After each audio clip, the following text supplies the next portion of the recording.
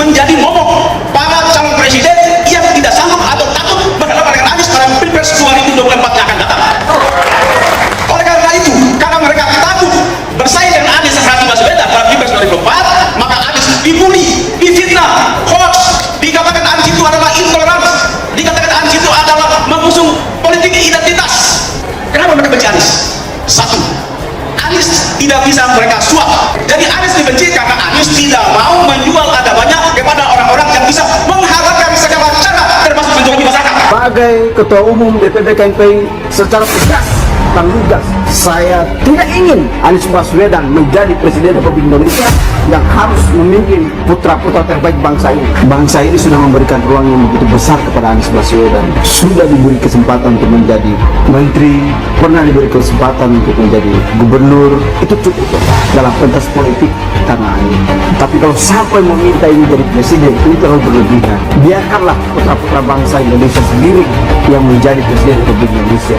Saya setuju, Anda lahir bisa di sini, tapi Belanda menjajah Republik Indonesia selama 350 tahun. Mereka memiliki anak cucu dan lahir di sini. Mereka tetap saja penjajah dan tetap saja bukan bangsa Indonesia. Belanda juga datang ke Indonesia mengaku jadi pahlawan, ingin menyelamatkan ekonomi bangsa Indonesia, tetapi mereka tetap saja bukan putra-putra asing bangsa Indonesia. Itu isu yang mereka lempar sudah ribu tahun lalu. Saya mulai nangkep indikasi ada kelompok masyarakat yang kayaknya ini mereka ini, saya bilang ini mereka. Karena mereka PKI Jabar itu ngumpet di bawah permukaan, tidak tampil, dia lempar berbagai macam masalah tanda petik isu dan kita ributin itu. Jadi habis energi dia jalan terus. Jadi ini ke PKI Gaya Baru ini anak cucu PKI bisa dibilang gitu. Tidak semua, tapi mereka yang tidak merasa salah orang tuanya, dendam, sakit hati segala macam. Dan itu ada ya? Ada. Anda menjadi gubernur DKI Jakarta bukan karena komunitas yang kuat, bukan karena kontestasi politik kemarin mendorong kalau agama, memaksa agama, kemudian melahirkan Anies Baswedan menjadi gubernur. Tetapi untuk menjadi presiden, jangan juga bangsa Indonesia itu terdiri dari beberapa bangsa-bangsa yang memang memiliki leluhur yang asli. Sulawesi memiliki leluhur, Papua memiliki leluhur, Kalimantan memiliki leluhur, Jawa memiliki leluhur, Sumatera memiliki leluhur. Leluhur inilah menjadi putra bangsa asli yang harusnya diberikan kewenangan untuk memimpinnya. Saya beri ilustrasi, Anda boleh saja lahir dan besar di rumah saya, tetapi untuk menjadi tuan rumah di rumah saya itu tidak akan mungkin. Beredar video satu anak muda bernama Umar Bonte mengaku ketua umum DPP KMPI. Ente sahabat dari mana toh? Ya, lucu aneh. Udah hari gini masih ngomongin yang namanya rasis, itu nggak boleh. Pak Anies Rashid Baswedan itu sama aja sama kita semua, warga negara bangsa Indonesia. Dengan ucapan ente atau pernyataan ente di video itu sama aja tidak merawat keutuhan kebangsaan kita.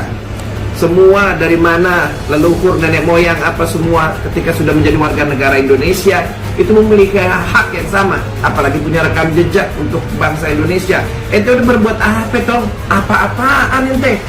Ente kalau jadi tim pemenangan satu calon, jangan bawa-bawa sara, jangan bawa-bawa rasis, jangan bawa-bawa marxisme, itu udah nggak boleh. Apapun lah itu, ya.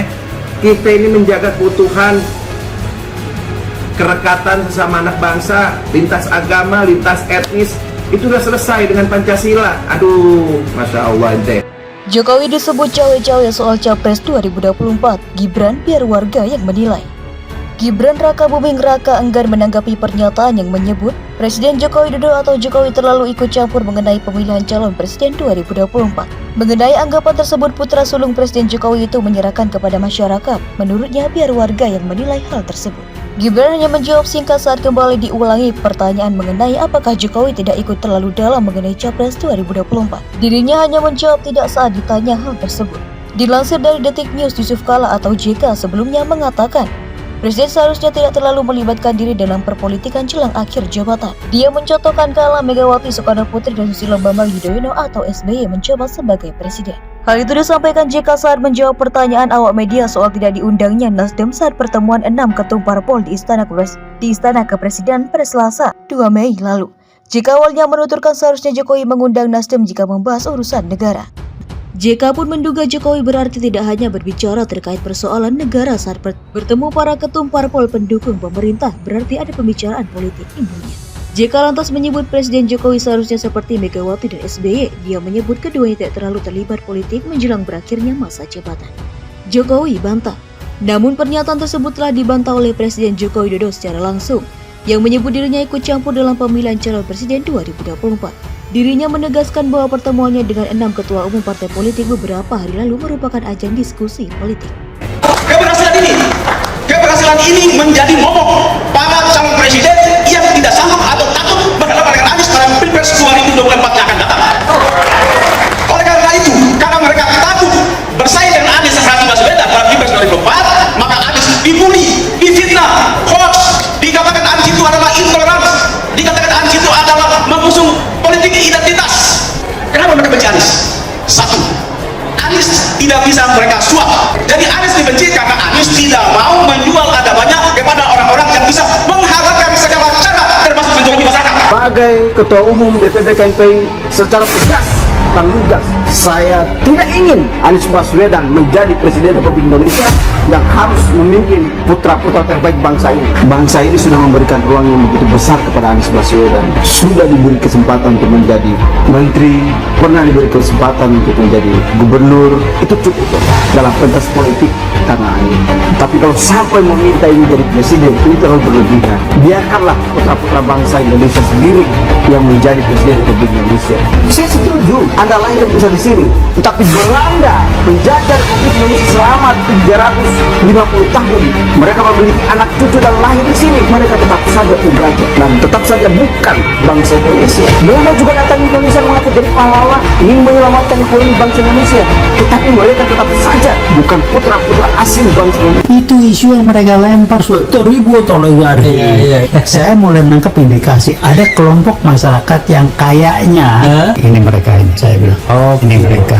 Karena mereka PKI Jabar itu ngumpet di bawah permukaan, tidak tampil, dia lempar berbagai macam masalah tanda petik isu dan kita ributin itu. Jadi habis energi dia jalan terus. Jadi ini ke PKI Gaya Baru ini anak cucu PKI bisa dibilang gitu. Iya, tidak semua, tapi mereka yang tidak merasa salah orang tuanya, dendam, sakit hati segala macam. Dan itu ada ya? Ada.